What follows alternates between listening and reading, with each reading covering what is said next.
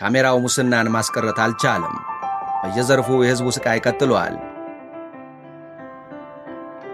ሙስናንና ብልሹ አሰራርን ያስቀራል ተብሎ ብዙ ተስፋ የተጣለበት ቴክኖሎጂን መሰረት ያደረገው የግብር አሰባሰብ ዘዴ ታሰበው መጠን ሙስናን ሊያስቀር አለመቻሉ እየተዘገበ ነው። መንግስት ሙስናንና ብልሹ አሰራርን ለመታገል ቴክኖሎጂን እስከ መጠቀም ቢደርስም ሌብነት መልኩን ቀይሮ መቀጠሉም እየተዘገበ ነው። እንዲያውም ይህን የቴክኖሎጂ አሰራር ተከትሎ የተቀየሰው አዲስ የሌብነት ስልት አገሪቱን ውድ ዋጋ እንዳያስከፍል እያሰጋ ነው። በግብር ሰብሳቢዎች ደረት ላይ የሚገጠመው ካሜራ የንግዱን ማህበረሰብ ከዘረፋ ሊታደግ አልቻለም።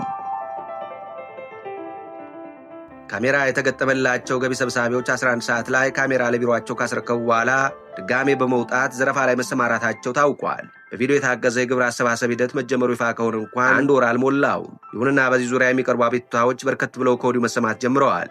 ከግብር አሰባሰብ ጋር በተያያዘ ከማህበረሰቡ የሚነሱ ቅሬታዎችን ለመቅረፍ በሚል ተግባራዊ የተደረገው ቴክኖሎጂ ችግሩን እንደሚቀርፍ የአዲስ አበባ ገቢዎች ቢሮ የገለጸ ሲሆን በግብር ሰብሳቢ ባለሙያዎች ዩኒፎርም ላይ በመግጠም የድምፅና የቪዲዮ መልእክቶችን ለማዕከል ማድረስ የሚያስችል መሆኑ ተነግሮ ነበር። ቢሮው በድፍረት ቴክኖሎጂ ሙሉ ለሙሉ ችግሩን ይቀርፋል ቢልም ገና ከአሁኑ አንዳንድ ሰራተኞች የተለያዩ ዘዴዎችን በመጠቀም ውንብድና ስራ እየፈጸሙ መሆናቸው ታውቋል።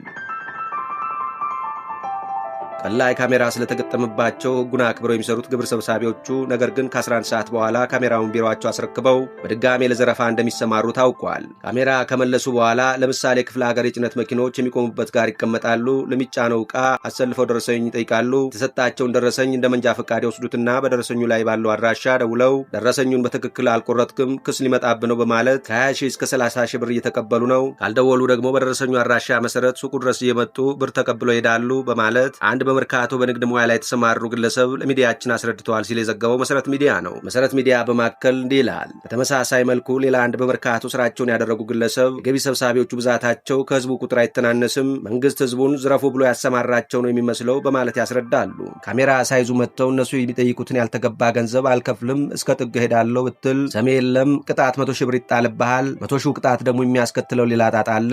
በቅጣቱ ምክንያት ኦዲት ይጠሩሃል። እንደገና ደግሞ ኦዲተሮች የኦዲት ግኝት አለብህ በሚል አይተው የማታውቀውን ገንዘብ በሚሊዮኖች ይጠሩልሃል በማለት ተናግረዋል። ሰብሳቢዎቹ ጉቦ ሲጠይቁ ለምሳሌ ለኛ 100 ሺህ ትከፍላለህ ወይንስ ለመንግስት 300 ሺህ የሚል ምርጫ ያቀርባሉ።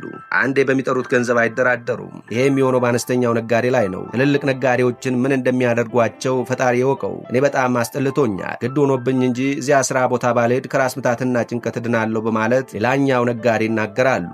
ሱቅ ከተከፈተ በኋላ ዘግተን እስክንወጣ ድረስ ከባድ ውጥረት ነው ያለው። ሰዎች ከሌላ ቦታ ይዘውት የመጡትን ፌስታል ወደ ሱቅ ይዘውብኝ እንዳይገቡ ደጅ ላይ ጠብቃለሁ በማለት ይናገራሉ። ይህን ሲያስረዱም ከሌላ ቦታ ይዘውት የመጡትን ፌስታል ይዘውት ገብተው እሱን ይዘውት ሲወጡ የገቢው ሰራተኞች ደረሱ ማለት ከ20 ሺህ እስከ 30 ሺህ ብር ያስተፉሃል። ሰዎች ይዘውት የገቡት ዕቃ እዚያ ላይ የማይሸጥ ቢሆን እንኳን አይሰሙም ብለዋል። በገዛ ሀገራችን እንደ ሌላ ሀገር ዜጋ ሀገሩን ለቆ እንዲወጣ እንደተፈለገ ስደተኛ እየተቆጠርን ነው በማለት መንግስት በአስቸኳይ ካሜራ ከተመለሰ በኋላ የሚፈጸም አዲሱ ውንብድና እንዲያስቆምላቸው ጠይቀዋል ሲል የዘገበው መሰረት ሚዲያ ነው። በሌላ ዜና በአዲስ አበባ ገቢዎች ቢሮ 179 አመራሮችና ባለሙያዎች ላይ እርምጃ መወሰዱ ታውቋል። የአዲስ አበባ ገቢዎች ቢሮ ባለፉት 5 ወራት ውስጥ ስራቸውን በአግባቡ ባልተወጡና በስነ ምግባር ጉድለት በተገኙ 179 ሰራተኞች ላይ የዲሲፕሊን እርምጃ መውሰዱን አስታውቋል።